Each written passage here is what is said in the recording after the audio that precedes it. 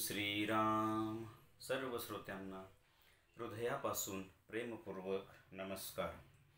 श्रोते हो, आपण स्वामी विद्यानंद यांच्या भावार्थ रामायण संक्षिप्त या ग्रंथाच्या आधारे निर्माण झालेला मला भावलेले भावार्थ रामायण अर्थात आत्मपरायण हा ग्रंथ आपण पाहत आहोत. आज या भागापासून रामायणामधील सुंदरकांड सुरू होत आहे. सुंदरकांडातील आज अध्याय पहिला, लंकेचा शोध. ओम श्रीराम. हनुमंत आता सुवर्णमय रत्नखचित अशा लंका नगरीत येऊन पोहोचले आहेत. ते लंकेच्या एका अत्युच्च शिखरावर जाऊन बसले आहेत. आता सीता मातेचा शोध कसा करावा या चिंतेत आहेत. इथे वानर किंवा राक्षस वेशात शिरता येणार नाही. मग त्यांनी मुंगीच्याही डोळ्यांना खुपणार नाही एवढे सूक्ष्म रूप घेऊन संपूर्ण लंकानगरी शोधली, परंतु सीता मातेचा शोध काही लागला नाही. आता हेच आपण साधकाच्या दृष्टीने पाहू. साधकाच्या अध्यात्म प्रवासामध्ये आता साधकाच्या प्राणाने म्हणजेच हनुमंताने ऊर्ध्व झेप घेऊन व भवसागर पार करून आज्ञाचक्रस्थित सद्गुरूंची कृपा संपादन केलेली आहे व तो आता या ऊर्ध्व अंतरंग प्रवासाकडे निघाला आहे. आता हिरण्यगर्भ रूप सुवर्ण प्रकाशमय म्हणजेच लंका नगरीत येऊन पोहोचला आहे. पुढे जिथे दुःख किंवा शोक नाही अशा स्थानी असलेल्या परमशांतीचा शोध घ्यायचा आहे. म्हणून तो आता आध्यात्मिक दृष्ट्या खूप विशाल व खूप सूक्ष्म अशा स्तरावरून या सर्व स्थानांचा विचार करत आहे आणि त्यांचा शोध घेत आहे व त्याचा अनुभव सुद्धा घेत आहे. आता आपण या अध्यायाचे सार थोडक्यात पाहण्याचा प्रयत्न करू. इथे सुंदरकांडाला सुरुवात झालेली आहे. हनुमंत भवसागर पार करून किंवा समुद्र पार करून लंकेत येऊन पोहोचले आहेत. आता सीतामातांचा शोध कसा घ्यावा म्हणून ते त्या लंकेतील सगळ्यात उंच अशा एका शिखरावर जाऊन बसतात व तिथून विचार करतात की आता नेमकं कसं करायचं. सीतामाता अशोक स्थानात आहे हे समजलं, पण ते अशोक वाटिका कुठे आहे? लंका नगरीमध्येच आहे, बाहेर आहे, ह्या सगळ्यांचा ते विचार करतायत. तेव्हा ते विचार करतायत की इथे वानर वेशात किंवा राक्षस वेशात फिरता येणार नाही, आपल्याला लगेच कोणीतरी ओळखेल. म्हणून ते अतिशय सूक्ष्म रूप धारण करतात. म्हणजे मुंगीच्याही डोळ्याला खुपणार नाही, म्हणजे इतकं सूक्ष्म, म्हणजे सामान्य माणसाच्या दृष्टीला ते कधीही दिसू शकणार नाही इतकं ते सूक्ष्म रूप धारण करतात. आणि मग त्या संपूर्ण लंका नगरीचा ते शोध घेत आहेत, परंतु सीतामातेचा शोध काय त्यांना लंकेमध्ये लागलेला नाही. तर हीच कथा आपण साधकाच्या दृष्टीने जर पाहिली तर ती कशी असेल बाबा. तर साधकाच्या अध्यात्म प्रवासात साधकाच्या प्राणाने, विशेष प्राण ही ऊर्ध्व झेप घेतो. साधकाचं बाकीचे घटक अंतरंगातून शुद्धीकरणेला प्रक्रियेला साथ देतात, परंतु जी ऊर्ध्व झेप असते ना, म्हणजे पिंडातून ब्रह्मांडाकडे म्हणजेच भ्रूमध्यातून सहस्रदल कमलाकडे ही जी झेप घ्यायची असते, हे झेप घेण्याचं कार्य हे प्राणालाच करावं लागतं. आणि त्याने तशी ती झेप घेतली आणि तो आता अशा एका वैशिष्ट्यपूर्ण स्थानावर येऊन पोहोचलेला आहे. कथेमध्ये हनुमंत लंकेत येऊन पोहोचले आहेत. आपण इथे लंकेला सुवर्ण प्रकाशमय हिरण्यगर्भ नगरी असं संबोधन आपण दिलेलं आहे. तर हे का दिलं, तर कारण हिरण्य गर्भांड म्हणजे विश्वनिर्मितीचे स्थान, म्हणजेच ब्रह्मस्थान, म्हणजेच सत्यलोक. हे तिथून विश्वाला निर्मिती होते. आणि आध्यात्मिकदृष्ट्या हिरण्यगर्भ हे महत्त्वाचं स्थान आहे. आणि हनुमंत इतक्या सूक्ष्मतेत शिरतायत, श्रीरामांना इथे यायचं आहे, म्हणून आपण या लंका नगरीला हिरण्यगर्भ सुवर्ण प्रकाशमय नगरी असं इथे संबोधन वापरलेलं आहे. आणि मग आता त्याला पुढे, जिथे शोक नाही, दुःख नाही, अशा स्थानावरती परमशांती आहे.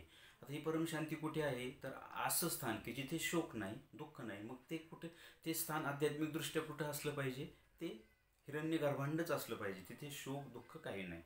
तर त्याला आता या गोष्टींचा त्याला शोध घ्यायचा आहे, म्हणून त्याला आध्यात्मिकदृष्ट्या खूप विशाल व्हावं लागते, खूप सूक्ष्म सूक्ष्म शिरावं लागते, की ते सामान्य लोकांच्या विचाराला कधीही त्याचा स्पर्श होणार नाही अशा स्थानाकडे त्या साधकाला झेप घ्यावी लागते, त्याच्या प्राणाला झेप घ्यावी लागते.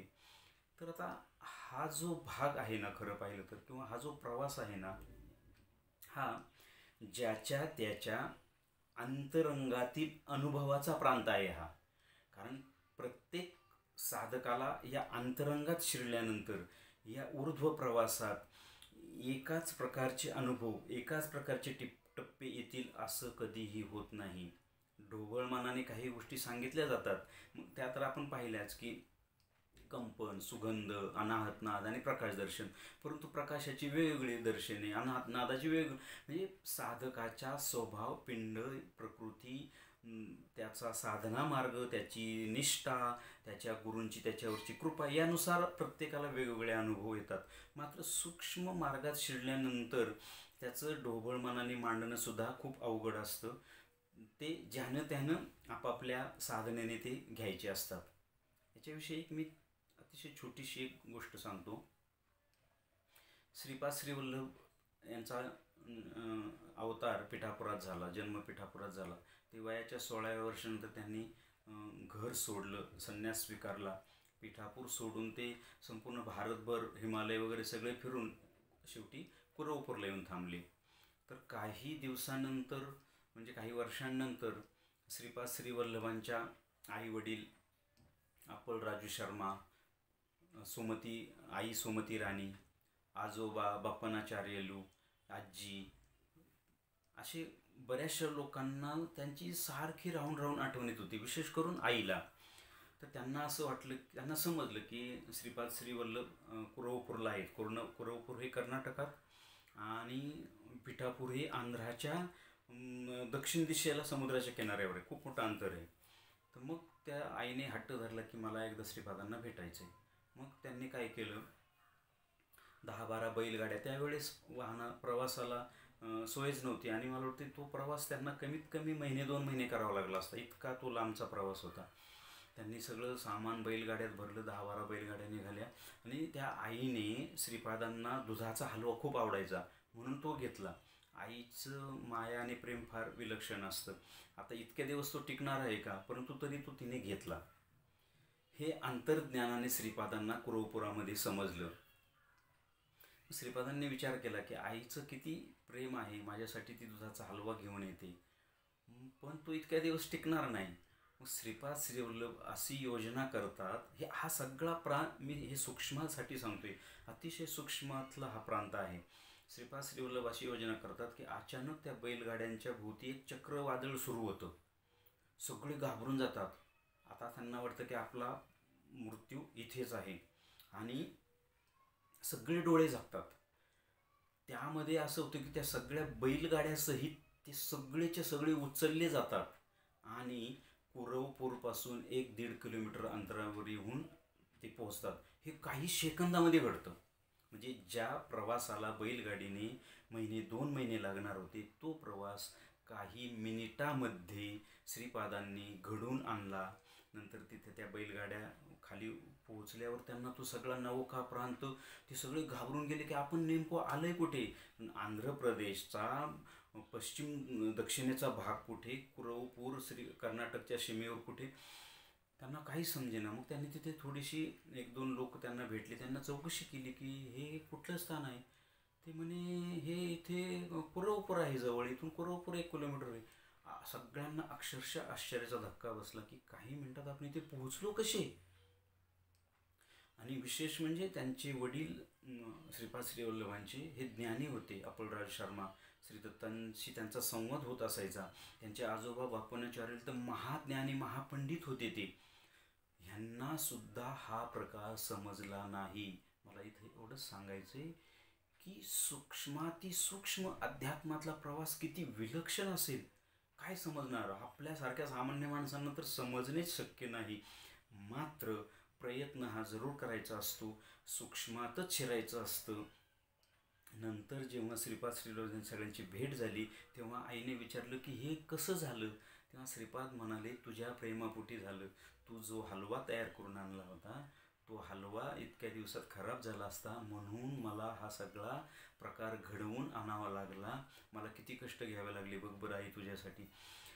परंतु ही या कथेच्या आतला जो भाग पाहिला ना आपण, तो किती सूक्ष्म, कसं शक्य आहे. एवढ्या बैलगाड्या, म्हणजे किती जड वस्तू ना, बैल गाड्या सगळं सामान त्यात, 10-12 बैलगाड्यातली निदान 4-5 माणसं पकडली तरी 50 माणसं, एवढी सगळीच्या सगळी एक काही मिनिटात एवढ्या अंतरावर आणून पोहोचवणं हा किती सूक्ष्म. म्हणजे श्रीपादांना किती किती सूक्ष्मात शिरावं लागलं असेल. ते शिरले, परंतु त्या सगळ्या गोष्टी त्यांना सूक्ष्म करावं लागल्या ना, कारण जड वस्तू इतक्या उचलून इथे मांडणं अशक्यच आहे ना. म्हणजे त्या या सगळ्या, समजा ही तरी माणसं होती, जनावरं होती, यांना जीव होता, जिवंत होते, परंतु बैलगाडी ही निर्जीव वस्तू, तिलाही सूक्ष्म रूप द्यावं लागलं. ह्या सगळ्या गोष्टींना सूक्ष्म रूप द्यावं लागलं, तेव्हा हा सगळा प्रकार घडून आणू शकले. अर्थात ते श्रीपाद श्रीवल्लभ साक्षात परब्रह्मच होते, ते काय करू शकणार नाही. काय इथेही श्री हनुमंत साक्षात परब्रह्मच आहेत, म्हणून ते इतके सूक्ष्मातिसूक्ष्म झालेत. आणि संपूर्ण सूक्ष्मात प्रवास करायचा आहे, केलाय त्यांनी. परंतु इथे साधकाला सुद्धा असं सूक्ष्म व्हायचं आहे, अतिशय सूक्ष्मात हा प्रवास करायचा आहे. हे या अध्यायाचं सार आहे असं मला वाटतं. श्रीरामार्पणमस्तु. हरिओम तत्सत. ब्रह्मार्पणमस्तु.